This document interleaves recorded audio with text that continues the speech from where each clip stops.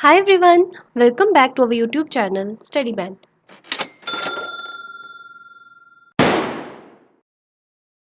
सो guys, जैसे कि आप सब जानते हैं, इन द लास्ट लेक्चर हमने इंडियन फाइनेंशियल मैनेजमेंट सिस्टम वाले टॉपिक को कंप्लीट करा and now today we are going to start a new topic that is public financial management system. तो स्टार्ट करते हैं। अब पब्लिक फाइनेंशियल मैनेजमेंट सिस्टम, जैसा कि अगर आप नाम से देखें सिर्फ, तो क्या है? पब्लिक, जैसे जनरल पब्लिक की बात हो रही है, then financial means related to finance, जो फाइनेंस के रिलेटेड होगा, पैसों की बात होगी, और आगे फिर है मैनेज करने का सिस्टम। तो पब्लिक फाइनेंशियल मैनेजमेंट सिस्टम अगर ऐसे जनरली लेमैन लैंग्वेज में बात कर लेंगे तो क्या है? ये एक ऐसा सिस्टम है जिसके थ्रू हम पब्लिक के पैसे को मैनेज करेंगे। तो स्टार्ट करते हैं first of all with the introduction to public financial management system. अब याद रखें, पब्लिक फाइनेंशियल मैनेजमेंट सिस्टम को हम इन शॉर्ट पीएफएमएस भी लिखते हैं। दिस इज इंपॉर्टेंट, आप इसकी फुल फॉर्म भी याद रखेंगे। आपको एग्जाम में ऐसे भी पूछ सकते हैं that what does PFMS stands for, तब आपको उसका आंसर आना चाहिए that is public financial management system. Clear है यहाँ तक? ओके। अब आप याद क्या रखेंगे कि पब्लिक फाइनेंशियल मैनेजमेंट है क्या? Simply it is an online portal, एक ऑनलाइन एप्लीकेशन है जिसके थ्रू क्या होता है? पब्लिक का पैसा पब्लिक तक पहुंच जाता है। अब बाकी डिटेल में देखेंगे हम कि इसको कौन लेके आया, कैसे इंट्रोडक्शन हुई इसकी, क्या इसके ऑब्जेक्टिव्स थे, इसके थ्रू क्या क्या रिफॉर्म्स आए, इससे क्या क्या बेनिफिट्स मिले, वो सब हम इसमें सीखने वाले हैं। ठीक है। Public financial management system is an online platform. मैंने आपको बताई, एक ऑनलाइन पोर्टल बोला या ऑनलाइन प्लेटफॉर्म है जो किसने डेवलप करा, which was developed and implemented by the controller general of accounts. This is also very important. आपको पूछ सकते हैं कि पीएफएमएस को किसने डेवलप करा या इम्प्लीमेंट करा, और वी कैन से लॉन्च करा, तो हम बोलेंगे it has been developed by CGA, that is controller general of accounts. तो अब ये भी याद रखेंगे कि सीजीए को हम क्या बोलते हैं? Controller general of accounts. इसकी भी फुल फॉर्म आपको पूछी जा सकती है एग्जाम में, तो रिमेंबर इट। ओके। और ये सीजीए होता कौन है, अगर आपको इसके बारे में भी समझना है तो मैंने यहाँ पे लिख दिया है, कंट्रोलर जनरल ऑफ अकाउंट्स है क्या? ये एक ऐसा पर्सन है, कहाँ पे लगा होता है ये? डिपार्टमेंट ऑफ एक्सपेंडिचर में। उसका एक मेन हेड हम बोल सकते हैं, मेन रोल उसका रहता है वहाँ पे। और ये जो डिपार्टमेंट ऑफ एक्सपेंडिचर होता है, ये किसके अंडर आता है? Under the ministry of finance. और ये जो सीजीए होता है, ये कौन होता है? ये गवर्नमेंट का एक प्रिंसिपल अकाउंटिंग एडवाइज़र होता है, एक मेन अकाउंटिंग एडवाइज़र है उनका। और करता क्या है? वो रिस्पॉन्सिबल होता है किस चीज़ के लिए? कि वो एक टेक्निकली एक साउंड, एक अच्छा well organised management accounting system establish कर पाए। तो बाकी ये इतना इंपॉर्टेंट नहीं है, रहने दे, जस्ट मैंने आपको मीनिंग बता दिया that who is CGA. Now don't mix it with the CAG. CAG है कंट्रोलर एंड ऑडिटर जनरल, वो डिफरेंट है। CGA is different, who has developed this portal. Who is in the department of expenditure, जो कौन होता है? Department of expenditure में होता है ये सीजीए। और किसके अंडर आता है ये? Under the ministry of finance. तो आपको ये याद रखना है, ये पहली लाइन ही बहुत इंपॉर्टेंट है, इधर से ही कई सारे एमसीक्यूज बन जाते हैं। एंड आई होप आप इसके नोट्स भी साथ साथ बना रहे होंगे, क्योंकि जितना हमारा खुद का हैंड रिटन होगा ना, उतना ही ज़्यादा हमारे माइंड में रिटेन भी रहता है। Okay. It is a web based application for payment. मैंने आपको बता दिया वेब बेस्ड क्या मतलब, यहाँ पे जो नेटवर्क से चलता होगा, नेटवर्क बेस्ड होगा। ठीक है, इंटरनेट से जो चलता है, मतलब कह सकते हैं हम, ये एक इंटरनेट वाली एप्लीकेशन है। किस लिए? For the payment, accounting, reconciliation of government transactions. अब है क्या? पीएफएमएस में क्या होता है? ये ज़्यादातर किसके लिए मैंडेटरी करा गया? कि जो भी हमारी सेंट्रल स्कीम्स हैं, whether it is central sponsored scheme या फिर सेंट्रल सेक्टर स्कीम्स, इन दोनों के लिए उन्होंने मैंडेटरी कर दिया कि जो भी पेमेंट्स जाएंगी बेनिफिशियरीज़ के अकाउंट में, that has to be transferred through PFMS. इसी पोर्टल के थ्रू जाएगी। तो ये पोर्टल किस लिए हेल्प कर देता है? कोई भी पेमेंट हो रही है और जो भी अकाउंटिंग पर्पसेज हैं, अब गवर्नमेंट की ट्रांजेक्शन्स है ना, अब पहले गवर्नमेंट ही पैसा देगी, इस पोर्टल में डालेगी, देन उसके बाद इस पोर्टल से डायरेक्टली हमारे अकाउंट में आएंगे। अब गवर्नमेंट भी तो खर्चा करती है, तो गवर्नमेंट के लिए भी अपना एक अकाउंटिंग प्रोसेस होगा, तो ये पीएफएमएस उसमें भी हेल्प करता है और रिकन्सिलिएशन में भी गवर्नमेंट की ट्रांजेक्शन्स की। कैसे?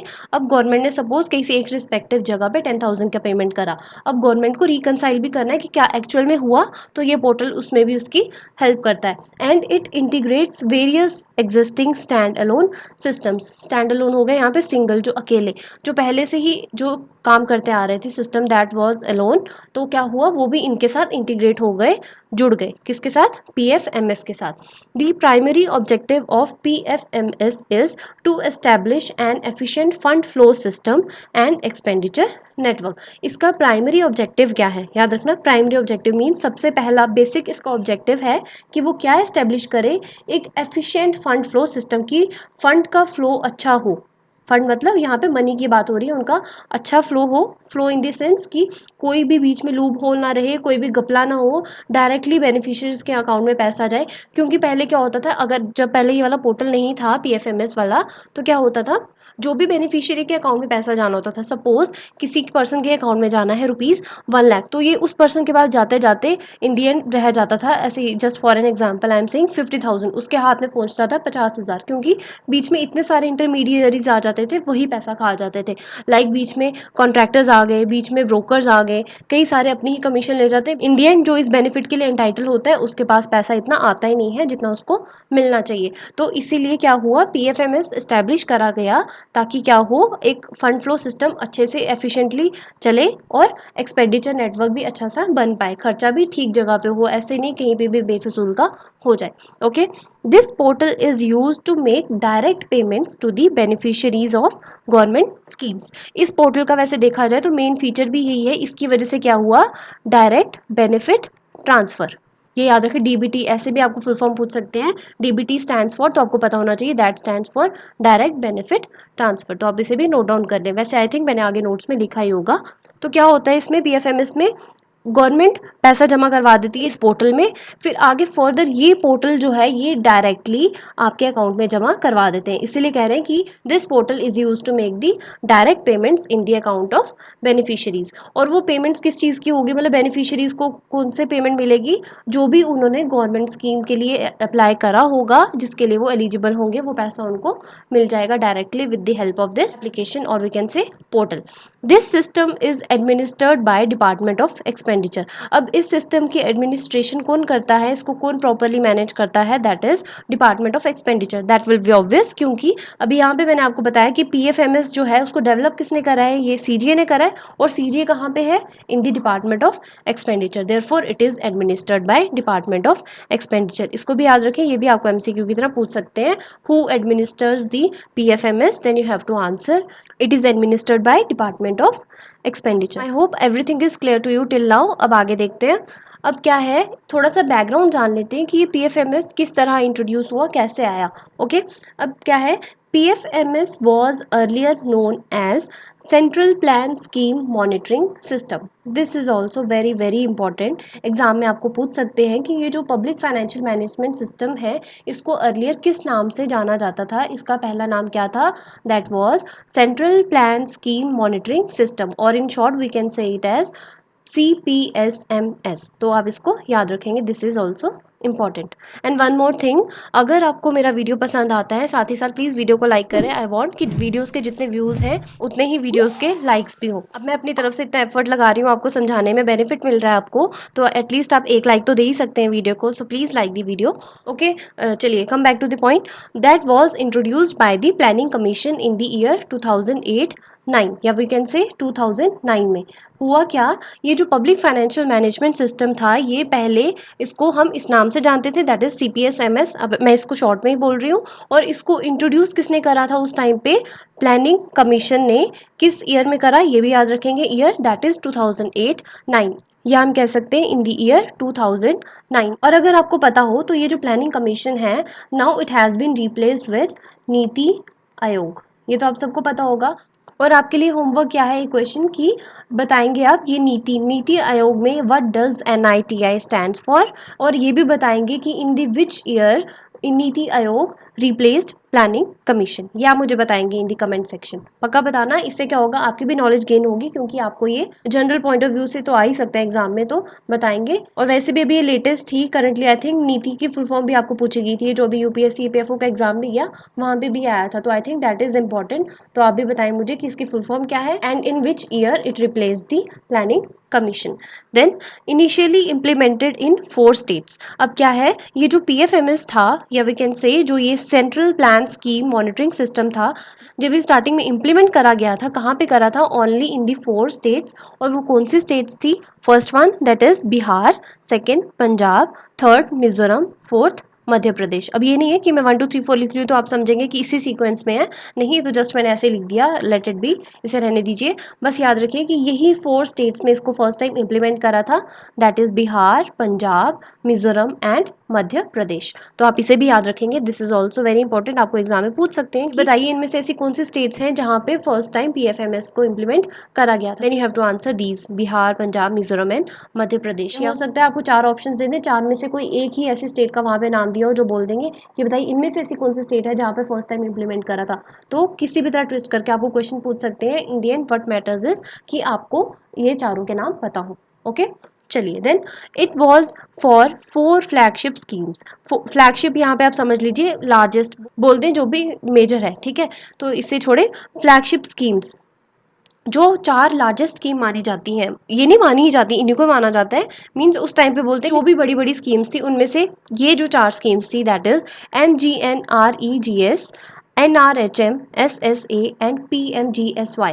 फर्स्ट टाइम जो 4 स्टेट्स में इम्प्लीमेंट करा इसे हमने CPSMS को, दैट इज यही central plan scheme monitoring system को, इसको 4 स्कीम्स के लिए इम्प्लीमेंट करा गया था, दैट इज दीज 4, ये 4 स्कीम्स के लिए। अब मैंने आपको बोल के तो बता दी कि ये स्कीम्स हैं, बट मैंने आपको इनकी फुल फॉर्म नहीं बताई। क्यों नहीं बताई? अब आपको पता होना चाहिए कि आपको खुद बताना है मुझे इन दी कमेंट सेक्शन। खुद देखेंगे, खुद रिसर्च करेंगे चीज़ पे, तो आपको और अच्छे से क्लैरिटी मिलेगी। तो आप इसको खुद ही बताएंगे पहले। अब आप सोचेंगे मैम तो बता नहीं रही, सब हमें दिए जा रही है कि ये सर्च करके बताओ, वो बताओ, इससे मेरा कोई बेनिफिट नहीं है, बेनिफिट आपका ही है। आप खुद समझेंगे चीज़ों को, जितना जितना उसके ऊपर रिसर्च करेंगे वैसे ही उतना ही आपके माइंड में रिटेन रहेगी। मेरा क्या है, मैंने तो लेक्चर डिलीवर कर देना, बात खत्म हो जाएगी, but I don't want that. मेरा मेन मोटो ये है कि आपको हर एक चीज़ अच्छे से समझ भी आए और आप खुद उसको प्रैक्टिकली भी समझें क्या है। एंड आई वांट कि आप खुद भी चीज़ों पे रिसर्च करा करें, थोड़ी कि ये चीज़ है, या फिर अगर आपको लगता है कि आप इससे एक्स्ट्रा भी कुछ देख सकते हैं तो देखिए। जो भी है बस हर जगह पे, मतलब जो भी है just keep on learning. Okay, now in December 2013 में क्या हुआ? पहले तो हमने बैकग्राउंड की बात की कि पहले इसको इस नाम से कहते थे, इस ईयर में इम्प्लीमेंट हुआ, इन स्टेट्स में हुआ या फिर इन स्कीम्स के लिए हुआ। नाउ जब दिसंबर 2013 आया तो क्या हुआ? यूनियन कैबिनेट, जो मीन्स ये एपेक्स अथॉरिटी है, वैसे यूनियन कैबिनेट होती क्या है, जो ज़्यादातर मतलब प्राइम मिनिस्टर साथ होती है ये, ठीक है, तो उन्होंने क्या करा, अप्रूव करा the national roll out of PFMS for all states. पहले क्या था, एक minute, let me remove this, ऐसे आपको कंफ्यूजन हो जाएगा। पहले तो था कि यही 4 स्टेट्स में होगा, है ना। अब क्या हुआ, दिसंबर 2013 में यूनियन कैबिनेट ने अप्रूव कर दिया और कहा कि इसको नेशनली PFMS को हर जगह अप्रूव कर दिया जाए, हर जगह अब ये इम्प्लीमेंट होगी इन ऑल दी स्टेट्स। तो ये भी ईयर आप याद रखेंगे, 2013 में इसको ऐसा हर जगह इम्प्लीमेंट कर दिया।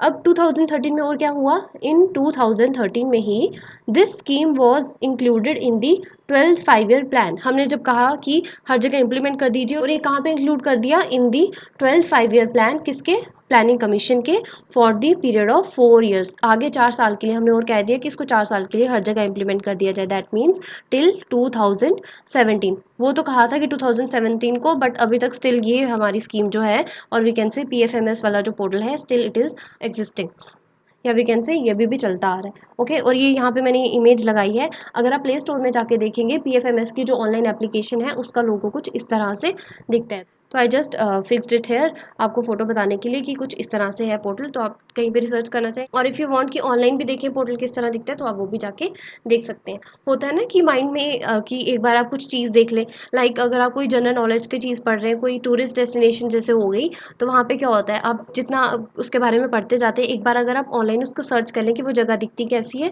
तो आपके माइंड में बैठ जाती है। वैसे ही अगर आप इसका PFMS का देख लेंगे लोगो, क्या होगा, एक बार आपको होगा कि हाँ इसके बारे में भी मैंने कुछ पढ़ा था, फिर उससे क्या होगा, पोर्टल खोलोगे, अलग अलग और नई चीज़ें देखने को मिल जाएंगी, एक्सप्लोर हो जाती हैं चीज़ें, उससे और भी न्यू चीज़ें समझने को मिल जाती हैं। तो बेटर है कि थ्योरेटिकल होने के साथ साथ प्रैक्टिकल भी हुआ जाए, जित क्योंकि थ्योरी तो बोरिंग हो जाती है, आई ऑल्सो अंडरस्टैंड, बट हमें करना तो है ही, बट साथ में खुद ही ट्राई करें कि इसको थोड़ा इंटरेस्टिंग बनाया जाए। ओके, नाउ अब बैकग्राउंड हो गया, अब क्या है, अब मैंने ऐसा नहीं करा है कि हर एक चीज़ के लिए अलग अलग हेडिंग लिख दी हो। हेडिंग लिखूंगी हर एक के लिए तो क्या होगा, आपको भी कन्फ्यूजन हो जाएगा, अच्छा इस हेडिंग के अंदर ये है, अब मैं क्या पढ़ूँ क्या ना पढ़ूँ, तो आपके लिए समझना मुश्किल हो जाएगा। लास्ट में क्या आना है, वैसे भी कितनी बार बोला है आपको, सिर्फ और सिर्फ MCQs आने हैं। तो इससे अच्छा है आप सिर्फ वही पॉइंट्स याद रखें जो लगता है कि एग्जाम में जैसे आपको पूछेंगे। तो मैंने सिंपल एक ही ऐसे हेडिंग बना दी, पॉइंट्स टू रिमेंबर, और जो मुझे लगता है जैसे कुछ फैक्ट्स होंगे बीच में या सिंपल मीनिंग जो आपको समझने चाहिए पॉइंट्स, वही सीधे डायरेक्टली लिख दिए हैं। बाकी कोई भी अलग से मैंने ऐसे हेडिंग वगैरह नहीं बनाया। तो आप भी सीधे ऐसे डायरेक्टली पॉइंट्स याद रखें। अब मुझे जो लगा था पॉइंट्स इंपॉर्टेंट हैं वो मैंने नोट डाउन कर दिए, बट स्टिल अगर मुझे लगेगा कि कोई मुझसे छूट गया है या बाद में लगेगा नहीं कि कोई और पॉइंट भी इंपॉर्टेंट है, then I will add that point in the MCQs। जब मैं आपको इन टॉपिक्स पे MCQs करवाऊंगी मैं वहाँ पे ऐड कर दूंगी। ओके, नाउ पढ़ते हैं। First one, PFMS is an electronic fund tracking system. हाँ, ये वही रिपीट ही हो गया। ये एक इलेक्ट्रॉनिक फंड ट्रैकिंग सिस्टम है जहाँ से पैसों की हम एक तरह से ट्रैकिंग कर सकते हैं। हमें पता लगेगा कौन सा पैसा कहाँ पे जा रहा है, क्योंकि पोर्टल के थ्रू जाएगा, हर एक पता होगा कि सही जगह पे पहुँचा है या नहीं, तो प्रॉपर ट्रैकिंग हो जाती है। Then PFMS was launch by finance minister. हाँ, क्योंकि मिनिस्ट्री ऑफ फाइनेंस के अंडर ही है, ये डेवलप हुआ है, तो उसको किसने लॉन्च करा होगा, फाइनेंस मिनिस्टर ने, for all the central scheme. जितनी भी गवर्नमेंट की स्कीम्स होती हैं, सेंट्रल स्कीम्स होती हैं, ये सबके लिए PFMS लॉन्च करा गया। और सेंट्रल स्कीम्स जो होती हैं, it can be central sponsored schemes और it can be central sector schemes. अब कई बच्चों को ये भी डाउट हो सकता है कि सेंट्रल स्पॉन्सर्ड और सेंट्रल सेक्टर स्कीम में डिफरेंस क्या है। सेंट्रल स्पॉन्सर्ड स्कीम्स जो होती हैं, इसमें कुछ पैसा सेंटर का भी लगा होता है और कुछ पैसा स्टेट का भी लगा होता है। मीन्स उनकी प्रोपोर्शन डिसाइडेड होती है, उसी के अकॉर्डिंग वो कंट्रीब्यूट करते हैं इस स्कीम के अकाउंट में। बट जो सेंट्रल सेक्टर स्कीम होती है, दैट इज़ 100%, उसमें पूरा पैसा किसका लगा होता है, ओनली ऑफ दी सेंटर। तो this is the major difference. अगर आपको नहीं भी पता हो तो अब आई थिंक आपको क्लियर हो गया होगा। Okay, now next, government has made the use of PFMS mandatory for central schemes. अब ये सारी जो भी सेंट्रल स्कीम्स हैं, गवर्नमेंट ने क्या करा, ये मैंडेटरी कर दिया है कि जो भी सेंट्रल स्कीम्स का पैसा उनके बेनिफिशरीज के पास जाना है, वो कैसा जाएगा, with the help of this PFMS। वो इस PFMS के थ्रू ही जाएगा, इसी रूट से जाएगा, इसी प्लेटफॉर्म के थ्रू जाएगा उन बेनिफिशरीज की अकाउंट में। तो this is mandatory now. Clear, चलिए। Then implementation of schemes through PFMS has broad transparency. Yes, अब क्या हुआ, जब हम इन स्कीम्स की इम्प्लीमेंटेशन इस PFMS पोर्टल के थ्रू करेंगे, अल्टीमेटली ट्रांसपेरेंसी आ जाएगी। एज ए सेट की हमें पता लग जाएगा कि पैसा कहाँ पे जा रहा है इन दिस सिस्टम। इस सिस्टम में ट्रांसपेरेंसी आ जाएगी और क्या होगा, इससे हेल्प क्या होगी, easy transfer and tracking of funds. Then with the introduction of this system, इस PFMS के आने से क्या हुआ, paper work has also been reduced. अब सोचेंगे वो कैसे, यस, पेपर वर्क कैसे रिड्यूस नहीं होगा। अब मैंने आपको बताया कि क्या हो, अगर PFMS नहीं होता तो क्या था कि जो भी बेनिफिशियरी होता था उसके अकाउंट में पैसा तो जाता था, बट बहुत कम होकर जाता था, कट कट के, क्योंकि पैसा बीच में वो जैसे बोलते हैं ना बिचौले, या वो कैसे मीडिएटर्स वगैरह, ये ब्रोकर्स वगैरह बीच में यही सब खा जाते थे। फॉर एग्जाम्पल, जैसे गवर्नमेंट ने एक्सपेंडिचर रखा था कि वो 1 करोड़ लगाएगी for the construction of a road. अब रोड बनाने के लिए 1 करोड़ रुपए रखा, बट क्या होता है बीच में कॉन्ट्रैक्टर्स खा जाएंगे, कुछ ब्रोकर्स होंगे वो खा जाएंगे, पैसे इन दी एंड उतने नहीं मिलते थे जितने एक्चुअल में होने चाहिए थे उस पर्टिकुलर पर्पज़ के लिए। तो क्या होता था, लोगों की एप्लीकेशन जाती थी कि हमें इतना पैसा मिलना था, इतना तो हमें मिला नहीं। तो एप्लीकेशन जानी है अगर, तो क्या होगा, पेपर वर्क इन्वॉल्व होगा। कितनी बार, एक बार में तो होगी नहीं एप्लीकेशन एक्सेप्ट, मतलब एप्लीकेशन पे एप्लीकेशन जाती रहती थी, उनका काम कितनी देर के बाद जाके पूरा होता था। तो क्या है, पेपर वर्क कितनी वेस्टेज होती थी पेपर की भी। तो इस वजह से क्या हुआ, PFMS के थ्रू पेपर वर्क भी कम हो गया। Clear. Then it compiles and makes available in real time. ये क्या होता था, ये कंपाइल करता था, कंपाइल मतलब एक साथ क्लब करना, इंटीग्रेट करना, और हमें अवेलेबल करता था real time, means instant information regarding all the government schemes. अब ये जो PFMS वाला पोर्टल है, यहाँ पे सिर्फ इतना नहीं है कि ट्रांसफ़र होंगे फंड्स, अब यहाँ पे ये आपको ऑनलाइन अपडेट भी करता रहता है कि कौन सी स्कीम्स चल रही हैं, इसमें बेनिफिट है, किस में है, कितना वहाँ पे बेनिफिट होगा, ये सब वहाँ पे वो रियल टाइम इन्फॉर्मेशन हमें देता रहता है। Then it aims to ensure direct payment to beneficiaries. Yes, जैसे कि मैंने आपको बताया इसका मेन फीचर है डायरेक्ट बेनिफिट ट्रांसफ़र। तो क्या है, ये इंश्योर करता है कि जो पेमेंट है डायरेक्टली बेनिफिशियरीज़ के अकाउंट में ही जाए। अब याद रखिए, मैं आपको फिर से बोल रही हूँ, ये नहीं है कि गवर्नमेंट डायरेक्टली आपके अकाउंट में पैसा डाल रही है, ऐसा नहीं हो रहा है। गवर्नमेंट पहले जो भी स्कीम चलाने वाली एजेंसीज़ हैं उनके अकाउंट में पैसा डालती है, देन उसके बाद वो उस पोर्टल के थ्रू डायरेक्टली आपके अकाउंट में आता है, ना कि डायरेक्टली गवर्नमेंट आपके पैसे देती है। Okay, clear.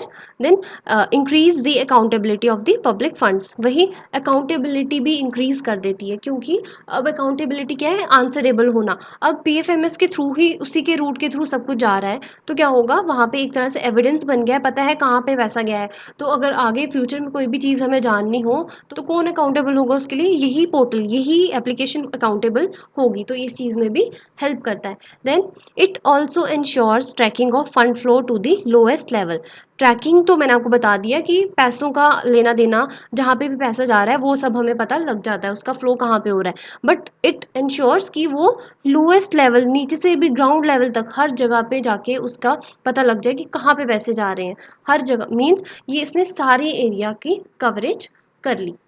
Okay, then the biggest strength of PFMS is its integration with core banking system। अब पब्लिक फाइनेंशियल मैनेजमेंट सिस्टम ये पोर्टल है, इसमें क्या हुआ, मैंने आपको बताया कि बेनिफिशियरीज के अकाउंट में पैसा डायरेक्टली जाएगा। अब पैसा उनके अकाउंट में डायरेक्टली जाएगा, तभी जाएगा ना जब ये ऐप क्या होगी, with their respective bank accounts linked होगी, बैंक अकाउंट्स के साथ उनकी इंटीग्रेशन होगी, तभी तो आगे फर्दर उनके अकाउंट में पैसे डालेंगे ना। तो क्या हुआ, इसका एक बिगेस्ट स्ट्रेंथ बन गया कि वो कोर बैंकिंग सिस्टम के साथ भी इंटीग्रेट कर गया, उसकी इंटीग्रेशन हो गई पीएफएमएस के साथ, जिसकी वजह से क्या हुआ, पीएफएमएस को एक यूनिक कैपेबिलिटी है, उसकी एक अलग से खासियत बन गई कि उसकी वजह से वो ऑनलाइन पेमेंट्स को पुश कर पाया, हर एक बेनिफिशियरीज के पास में पैसा जा पाया। Okay, then next one special feature. अब इसका और भी क्या स्पेशल फीचर है, यही डायरेक्ट बेनिफिट ट्रांसफर ही मैंने आपको बता दिया कि इसका फीचर है direct benefit transfer, that is DBT. आप याद रखें, इसकी फुल फॉर्म ये होती है पीएफएम। इसमें क्या होता था कि जो भी पैसा होता था डायरेक्टली बेनिफिशियरीज के अकाउंट में डाल देता है ये पोर्टल। लाइक जैसे गैस सिलेंडर्स वाले होते हैं, सपोज सिलेंडर है 1000 रुपीज़ का, नाउ पहले क्या होता था, आपको वो डिस्काउंटेड रेट पे पहले ही मिल जाता था, 900 का मिल जाता है लेट से, ठीक है, तो 100 रुपीज़ का वो डिस्काउंट मिल जाता था, आपको पेमेंट ही कम करनी होती थी। बट नाउ पीएफएमएस के थ्रू क्या हुआ है, इस एप्लीकेशन के आने से क्या हुआ, आपको पेमेंट फुल करनी पड़ेगी 1000, बट जो 100 रुपीज़ कम होने थे, अब वो क्या होगा, डायरेक्टली आपके अकाउंट में आ जाएंगे इन दी फॉर्म ऑफ सब्सिडरी, और वो क्या होगा, वही होएगी ई पेमेंट, मीन्स ऑनलाइन आपके अकाउंट में आएगी। ठीक है, ऐसा हुआ। और चाहे वो आधार बेस्ड हो, नॉन आधार बेस्ड बैंक अकाउंट्स हो, हर एक अकाउंट में आ जाएंगी through NPCI। Now this is another important thing, आप याद रखेंगे कि जो भी बेनिफिशियरीज के अकाउंट में ये सब्सिडी का पैसा जाता था वो किसके थ्रू जाता था, दैट इज़ NBCI। अब मैं इसकी फुल फॉर्म भी नहीं बताऊंगी, ये भी आप खुद देखेंगे पहले क्या है, देन आप मुझे कमेंट सेक्शन में बताएंगे, ये आपको MCQ के फॉर्म में पूछ सकते हैं, this is important. Okay, then aim is to enhance the transparency and accountability in the public expenditure। ये वही रिपीट हो गया कि इसका मेन एम क्या था, इसको एनहांस करे और इम्प्रूव करे, ज़्यादा से ज़्यादा ट्रांसपेरेंसी आ सके और अकाउंटेबिलिटी बढ़ जाए। It also provides various stakeholders. अब अकेला ऐसा तो नहीं है ना कि सिर्फ बेनिफिशियरीज ही इस पोर्टल के थ्रू लिंक्ड है, नहीं, अब जो इस पोर्टल को मैनेज करने वाले हैं कई सारे पर्सन हैं, कई सारे स्टेक होल्डर्स हैं। तो क्या है, ये पोर्टल उन स्टेक होल्डर्स को भी इंफॉर्मेशन प्रोवाइड करता है, कौन सी, रियल टाइम, मीन्स जल्दी से जल्दी जितना पॉसिबल हो सके, और एक इफेक्टिव डिसीजन सपोर्ट सिस्टम की तरह भी एक्ट करता है। And it is also a part of digital India initiative of GOI। मैंने पहले लास्ट लेक्चर में भी आई थिंक बताया था, it is government of India. ये जो PFMS है ये किसका पार्ट है, डिजिटल इंडिया इनिशिएटिव। इसमें क्या था, मेन मोटिव ही यही था कि इंडिया को डिजिटल बना दिया जाए, कैश की इन्वॉल्वमेंट कम रहे, हर एक चीज़ ऑनलाइन ही हो। अब ये भी आप मुझे बताएं कमेंट सेक्शन में कि in which year it was launched, ये जो डिजिटल इंडिया इनिशिएटिव था ये किस ईयर में लॉन्च हुआ था। तो that was all the points regarding the public financial management system. I hope यहाँ तक आपको क्लियर है। बाकी मैंने आपको कह दिया कि जो भी मुझे लगेगा एडिशनल पॉइंट्स कराने की ज़रूरत है, आई विल टीच यू, जब मैं आपको MCQs का लेक्चर इस पर दूंगी। एंड प्लीज़ वीडियो को लाइक भी करें। This is only the thing जो मुझे मोटिवेट करती है, लगता है कि मेरे एफर्ट्स वर्दी हैं, आपके काम भी आ रहे हैं, जो भी मैं आपको पढ़ा रही हूँ आपको बेनिफिट भी मिल रहा है। तो please like the video. And yes, one more thing, now I am starting कि मैं कम्युनिटी टैब के अंदर ही आपको कुछ एमसीक्यूज़ के फॉर्म में क्वेश्चंस पूछा करूँ, तो आप वहाँ पे भी जाके उन क्वेश्चंस को अटेम्प्ट कर सकते हैं। एंड आप टेलीग्राम ग्रुप भी ज्वाइन कर सकते हैं, जहाँ पे आपको पीडीएफ्स भी मिल जाएंगी। और अगर कोई चैनल पे न्यू है then please subscribe and don't forget to hit the bell icon for regular updates. So stay tuned for my next video. Thank you.